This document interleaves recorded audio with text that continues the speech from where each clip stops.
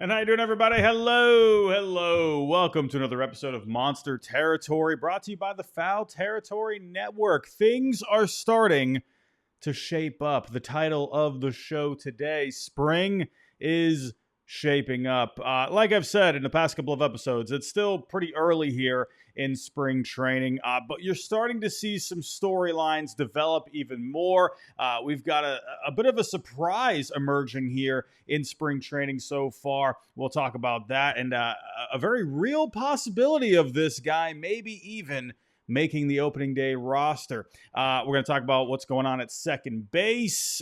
We're going to talk a little bit about Garrett Crochet as well. And we even got something on the rival Yankees. Garrett Cole, there's a situation brewing over there in Yankee land. I know this is a Red Sox podcast, but hey, we got to talk about the rival Yankees when there's some big news.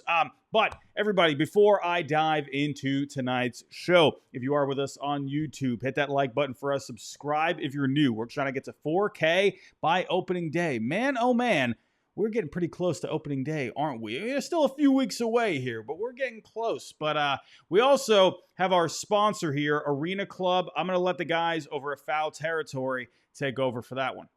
FT fam, if you love ripping packs of cards, there is a modern way to do that now on Arena Club with their slab packs and crats. I know you love ripping slab packs and getting that sweet card that you've always been looking for. Yeah, and you don't have to go through all the other ones, all the crats cards that are in there. Bang, you just get the big one, the one that you're just peeking right around the corner when you open that pack, the one you expect to get. Also, Arena Club will make you an instant offer for your card based on its market value. You'll get an instant offer of 90% of the estimated value, so you can accept it on the spot, simple, fast, and risk-free. Use that cash to buy more slab packs, and you can get your cards officially graded by Arena Club. So go check it out right now, FT fam. You can get 20% off your first slab pack or card purchase by going to arenaclub.com/foul and then use the code FOUL. That's arenaclub.com/FOUL. Code FOUL for 20% off your first purchase. Get after it, FT fam. All righty. Thank you to our sponsors over at Arena Club. Again, use the code FOUL. Get 20% off. They got a lot of great stuff over there. If you are with us here on YouTube, the link is down below in the description. And if you are listening to us in podcast format, hopefully you have a good rest of your day. If you're driving right now, please drive safe. But if you are listening to us in podcast format, use the code FOUL, FOUL. And if you are, again, with us via podcast, give us a 5-star review. It really does help out with the algorithm over there as well. But let's dive into it here. The first thing we got to talk about here is this Wilyer Abreu story, right? He is very behind as of right now. He had a gastrointestinal illness going into spring training, and that has really set him back. We love Wilyer Abreu. Glad to see him doing better, but this is something we talked about a couple of weeks ago, where spring training, sure, people think it gets overblown too much. The stats don't really matter all that much. Sure, that's fair, but when it comes to getting into your routines and getting into your schedule and getting yourself ready for opening day, that's a big deal. And if you get set back, a couple of weeks like Wilyer is here, this isn't looking good for him to be ready for opening day. And Jen McCaffrey, she reported over the weekend, sounding more and more that Abreu won't be ready for the start of the season. Alex Cora noted he's pretty behind and still only tracking pitches on the traject machine, and he's not swinging yet. So the fact that, he's not even swinging a bat yet, he's only just tracking pitches, I mean, that's not looking good here. I am fully expecting Wilyer is going to be in extended spring training. He'll end up having, a rehab assignment down in the minor leagues. So I wouldn't be surprised if he ends up missing, a few weeks, maybe even the first month of the season, really to just give him all the time he needs to prepare. However, an unlikely candidate has emerged as a possibility for right field on opening day. Who would have thought Trayce Thompson would be in this conversation right now? Trayce Thompson a couple of years ago with the Dodgers, he put up some very solid numbers. I mean, when this guy gets hot, man, it is hard to slow him down. And so far this spring, I mean, this guy's going off. He just homered again on Sunday, the third straight game where he hit a homer. And my goodness, I mean, again, they are just spring training numbers at the end of the day, but these numbers are bonkers here. Hitting .391, has a 1.794 OPS, 6 home runs, 12 RBIs through 23 ABs. Now, Alex Cora, he did talk about this, saying, yeah, he's hitting the ball great, but he really wants Trayce Thompson to be focusing on just having good at-bats, cutting down on the swing and misses as well. So, sure, he is putting up some great numbers, but hey, sure, we are getting a little closer to opening day, but again, we are still a smidge early. So let's see if he can keep this going here throughout the spring. If he at least keeps up decent production, I would imagine he is going to be a guy that could definitely be penciled in for right field on opening day. However, the Red Sox, they are still looking for some depth when it comes to right fielders. And, I saw a lot of people talking about this over the weekend. I don't think, they're not going to be looking for any big name, right? Just more depth kind of guys. Those quadruple A kind of guys, if that makes sense. Just in case, something happens with Trayce Thompson, if he indeed ends up being the opening day right fielder. Just so you maybe have someone, right? There's not really a whole lot of options out there that really fit that category. There are a few free agents that are still on the board. If we go take a look here over on Fangraphs, if you are with us live on YouTube, you can see the screen here. Now, if you're looking for a right-handed bat, you got a few, right? Who knows? Could Adam Duvall be an option? I would imagine Duvall would like to go somewhere where he has more of a possibility of being an everyday kind of a guy, right? Adam Duvall, he's had a lot of success in his career. Obviously did not have a great year this past year. But, Duvall, this is a guy where I think he would like to latch onto a team and he would have a chance of sticking with that team for the rest of the year. I feel like if he went to back to the Red Sox at this point, really, they have just so many guys. It's like, are they really going to hang on to him? So I don't know. Would Duvall really want to come back? I'm not sure. But maybe someone like a Nick Senzel. This is a guy where, there's been hype about him in the past, and he just hasn't really been able to find his footing. Could this be an opportunity for him, latch on with the Red Sox? And, even if he obviously, doesn't stay with the major league team, he can go down to, AAA, right? He's a guy that I think fits that mold of that quadruple A kind of a fit, someone that you can go to the minors, you can play there, and you can get the call if the Red Sox need him. There is also someone like Robbie Grossman. He kind of fits that Adam Duvall category, right? That veteran guy. So, I think one of these three could be possibilities. I'm still not going to count out Roman Anthony here. I was very heavy on Roman Anthony, very high on Roman Anthony, earlier on in spring. I mean, this guy has over a 500 on base percentage, but then he came down with this dreaded flu that everyone's been getting, the stomach bug that everyone's been getting in the Red Sox clubhouse. So, I mean, if he didn't get hit with that and, he had this whole past week of getting at bats and he was still putting up great numbers, I think this could be a completely different conversation. But the fact that Roman, he got set back with this illness, that kind of makes me think maybe that chance of breaking the opening day roster could be dwindling a little bit. Let's see how he responds when he gets back into game action. I'm not going to count out Roman Anthony as of right now. Now, I know a lot of people out there, they're going to say, oh, well, what's the point of, Roman making the team and then Willier's ready, he just goes back down. Well, listen, Craig Breslow, he has said time and time again, they want to put the best team on the field. And if Roman Anthony is showing in spring training that he is the guy that you should put there, in right field on opening day, then to me, you just let it work itself out at that point. If Willier goes down to goes on his rehab assignment, goes to extended spring training, and when he's ready, I don't know, you figure it out then. But to me, if you're looking to put the best possible roster onto the field, and if you think Roman fits that mold, then I say you go with him at the end of the day. And, unfortunately for Willier, could that be a situation where just that's how the cookie crumbles? In the end, though, I think Roman, coming down with this illness and, losing some at-bats this past week, I think that setback will probably more likely make it turn out to where he ends up probably starting the year at AAA. But who knows, though? Maybe he comes back and he doesn't miss a beat. But we'll see what ends up happening there. But right now, I think, with the way Trayce Thompson's hitting and with, just this incredible hot streak that he's on, I think this is kind of one of those situations where, again, it kind of just worked itself out, right? Who would have thought Trayce Thompson would be bursting onto the scene like this? If he keeps this up throughout the rest of the spring, and into the early part of the year, then, hey, ride that hot streak as long as you can. And then when Willier's ready, you can put him back in, or however it shakes out, right? We'll wait and see on that. But Trayce Thompson, he is definitely turning some heads. Now, when it comes to second base, let's talk about second base here. Obviously, we've talked about this a lot, especially after the Alex Bregman signing.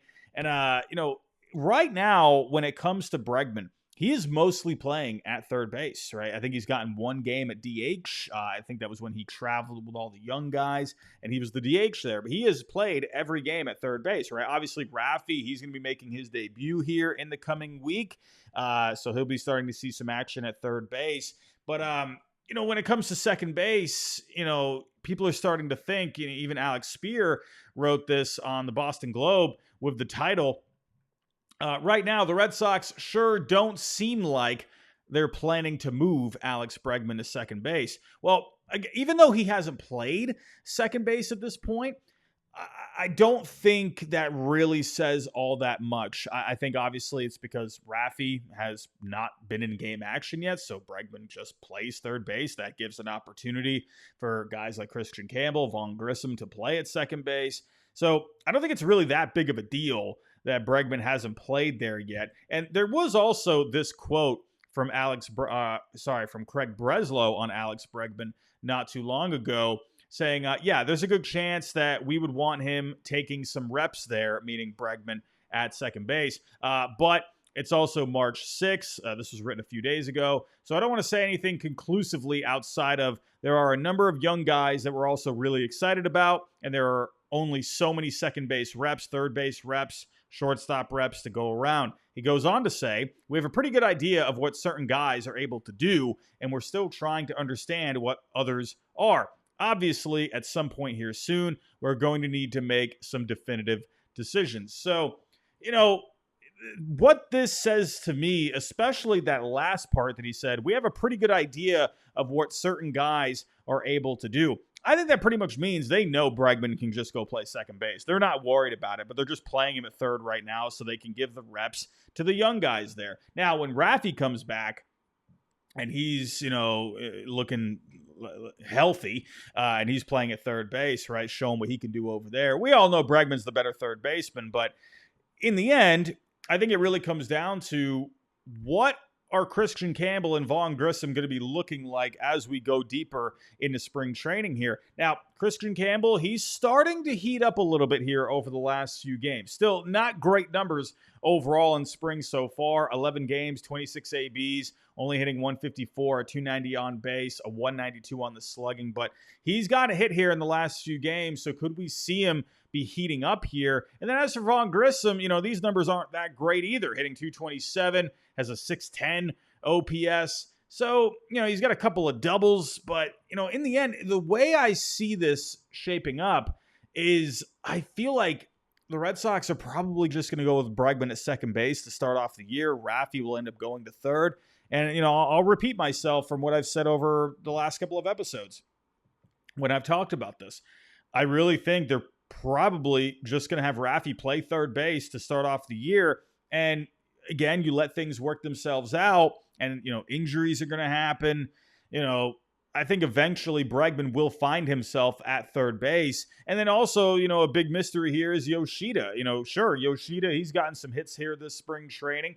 But what's that going to look like, right? So I think when guys start getting healthier and guys are heating up down at the lower levels, like Christian Campbell, at AAA, once he starts getting himself going, who knows, maybe even Vaughn Grissom gets himself going, then you have that conversation. But I think right now the Red Sox, they're confident with Bregman just being at second base, even though he hasn't had one rep at second base at this point this spring. I don't think that really matters. I mean, Cora has already said this out loud. He thinks that Bregman could be a great second baseman. So I don't think they're really worried about it at the end of the day. They can just put him there one game and he'll be fine, right? But again, I think that is going to work itself out in the end. Now, moving on here. We had Garrett Crochet talking more extension the other day. Now, everyone's been wondering, when's this extension going to happen? What are we doing here? We traded for Crochet in the offseason, one of the biggest moves of all offseason. But he's going to be a free agent here in a couple years. The most obvious thing to do here is to get this guy signed up long term. And he talked about this, saying that he would like to have something done by opening day. He says here, for me personally, once the season starts, I would like for whatever conversations are currently being had to be placed on the back burner until the following offseason. We have a big season ahead of us, and we're trying to do a lot of special things. I don't want to be a distraction for the team in any way, and I myself don't want to be distracted by having to answer these kind of questions in the media. Very fair answer there. I think this is the perfect answer, especially you're coming over to your new team here in Boston.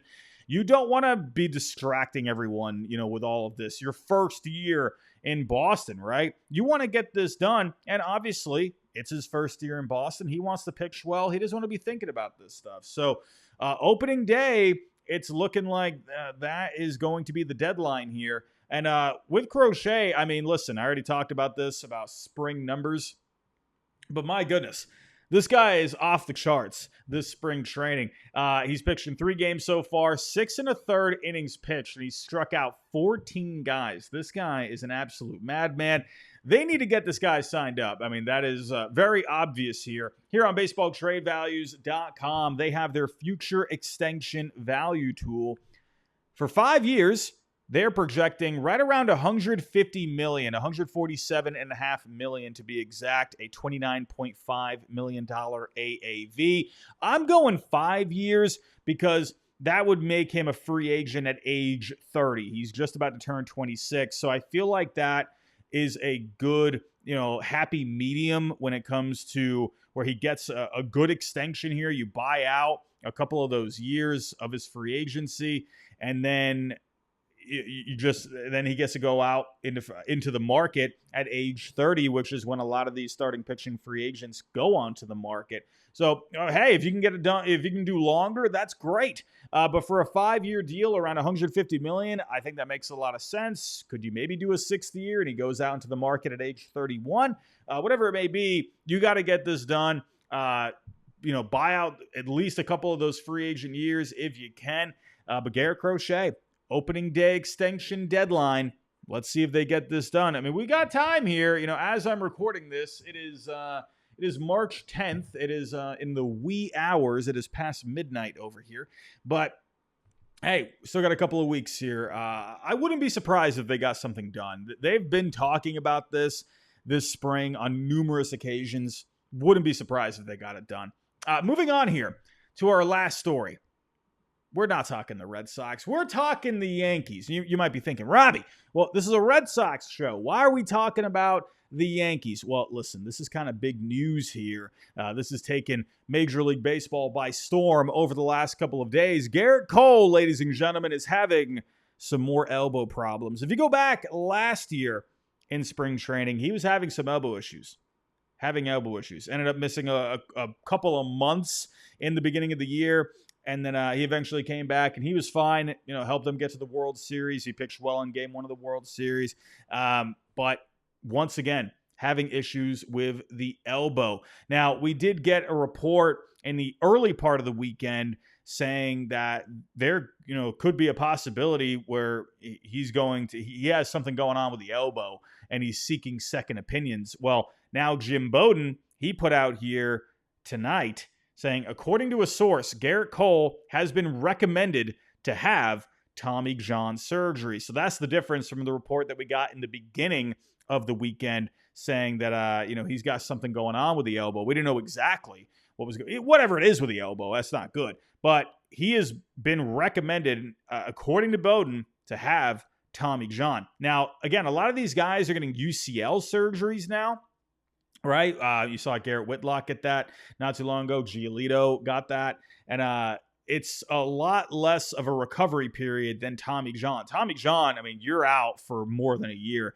UCL, you're looking at around like 6 to 8 months on that. But Tommy John, this would be a massive blow for the Yankees and Garrett Cole. Says here, well, he goes on to say, but they are now waiting for a second opinion to confirm the diagnosis. So again, it is a kind of a repeat of the news in the beginning of the weekend, but now Tommy John is looking like that could be a very real possibility here. And listen, the Yankees, even though they lost Juan Soto this past offseason, they made a lot of good moves, bringing in Max Fried, bringing in Devin Williams for the bullpen, right? You brought in, some guys for the lineup there, right? You brought in Paul Goldschmidt, obviously not a massive name by any means, but you brought in Cody Bellinger. That was the big ticket name for the lineup there. So, you did a lot there in Yankee land to try and make up for the loss of Juan Soto. But, if you're going to be losing Garrett Cole here, things are getting really interesting in this American League East. Now, if you're looking at the rotation, Fried, obviously, big move for them. If they didn't bring in Fried and they had this happen, my goodness, people would be, I don't know, they would not be too confident right now. But good thing you have Fried at the top of that rotation. Carlos Rodon, obviously, Stroman. Go back to the beginning of spring training. Stroman, he was saying, nope, I'm a starter. I'm not going to the bullpen. I'm a starter. Well, here you go, Mr. Stroman. Here's your shot to step up in a big-time moment. Clark Schmidt, Will Warren, rounding out the rotation. Will Warren's interesting. He's having himself a good spring. He's one of their top pitching prospects. He has pretty good velo, good stuff as well. He got rocked last year in a cup of coffee with the Yankees, but he is pitching pretty well in spring training so far, so that's a candidate for the 5th spot. And then Max Fried or Rodon, however you go there, would be your opening day guy. But it is looking pretty bad right now for Garrett Cole. I don't know. Let's see what happens with these second opinions. Second opinions, they tend to work out, that we've seen it before. But the fact that he had the same issue or whatever was going on last year as well, and now it's happening again. That's not looking good, if you ask me. Losing Garrett Cole would be a massive hit for the Yankees. As of right now, they have on Fangraphs reduced his innings pitched for the year to 131 projected at a 2.2 FWAR overall. The Yankees right now rank 9th overall in starting pitching. If you take out Garrett Cole here and the 130 innings that they're projected, oh boy, the Yankees rotation as a whole is looking pretty bad. It's not looking good. I don't want to say it's bad because you do have Fried and you got Rodon. Maybe Stroman can figure something out. He could be a decent 3. Schmidt, it's fine, right? For the back end, like a 4. But then, Will Warren's a massive question mark. You had Carlos Carrasco here that you brought in. I forgot to mention Luis Gil. Luis Gil, he's not going to be coming back till probably around June or July. He just had a lat strain. So the Yankees, they're looking pretty suspect right now, especially on the pitching side of things. Right now, the way it's looking, at least to me, I'm thinking Garrett Cole's probably going to be out for this entire year. But why are we talking about this, right? Obviously, it's the Yankees. They're in the AL East. But this makes things very interesting in the American League East here. It was already looking, like the Red Sox could compete for the division. But, in my opinion, the Yankees, they were still the team to beat in this division. But if you're losing your ace, all of a sudden, everything is possible right now. I mean, the Yankees, as of right now on Fangraphs, are projected for 87 wins. They are usually pretty conservative with that. Usually 87 wins, that tends to mean probably somewhere in like the low 90s. But if you take away a couple of wins there, the Red Sox right now are projected for 85 wins. The Orioles are projected at 83. The Blue Jays and the Rays are both at 82. All of a sudden, this division looks wide open. And with how much the Red Sox improved this past offseason, obviously, Garrett Crochet looking great. Bregman, we've talked about him already in this show. I mean, he's looking fantastic this spring. But, the Red Sox are looking very strong. And if you take away the ace of the Yankees, and now the Red Sox have their own ace in Garrett Crochet and a pretty deep unit of starting pitching, all of a sudden the Red Sox might be the favorites in this American League East. Don't count out the Orioles. I still think they're going to be a strong team. Obviously, they did lose Corbin Burns, Anthony Santander this past offseason, but they made a lot of moves, more, quantity over quality this past offseason, but you still got a lot of good bats there. You got some respectable pitching if they can stay healthy, of course. You got Felix Bautista coming back there. So, the Orioles, I still think are going to be right there. The Blue Jays, they improved this past offseason. Will it be enough to go after the division here? But we'll see. But right now, things are looking good for the Red Sox, and things are looking up here. It's going to get very interesting, especially if Cole is indeed going to miss this year with Tommy John. But everyone, that's all I got here for tonight. I'm going to wrap it up. I just ran through a few stories. Again, if you are with us here on YouTube, hit that like button for us. Subscribe if you're new. We're trying to get to 4K by opening day. If you are listening to us in podcast format, if you can, leave us a 5-star review. And hey, if you're driving to work right now or whatever you're doing, go have yourself a good rest of your day. But everyone, thanks for tuning in to this latest episode of Monster Territory. We have a couple of guests this coming week. We got Rob Bradford joining the show at some point this week. We got Tyler Milliken of Section 10 coming onto the show at some point this week. We'll probably have another episode in the next couple of days or so, but we got a busy week coming. A lot of fun here on the Monster Territory podcast for this coming week. And everyone, we're getting closer and closer to opening day. I can feel it. But everyone, go have yourself a good rest of your day, and I'll talk to you next time.